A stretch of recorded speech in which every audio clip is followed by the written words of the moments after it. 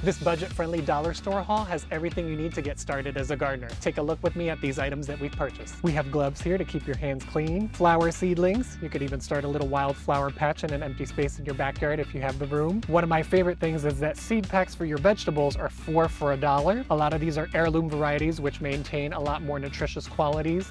And also you can harvest seed from these to propagate for your next year's growth. I also like that these containers come in different colors.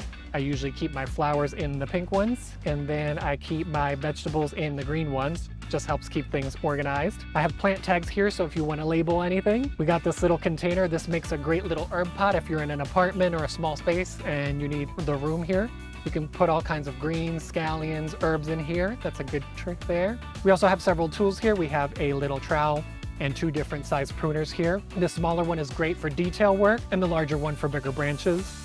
As an example, I do have this little one here. It's a little bit rusty. I've had this one for 4 years and it's still held up. So even with the dollar store stuff, if you take care of it, it'll last. Got a little spray bottle. You can mist your little greenhouse when you start some seeds in there. You can mist orchids, keep your plants watered. And then my favorite is one of these little buckets. It's almost like a tub trug. You can use it to carry soil around, carry water in. If you're taking cuttings for flowers, you can dunk them in there. Or you can even clip them to your belt with like a little carabiner. And then as you're deadheading, you put your debris in there. And then at the end of the day, if you don't have the space, you can just throw everything in the container and you're good to go. Follow us for more budget-friendly gardening tips at gardenersyards.com.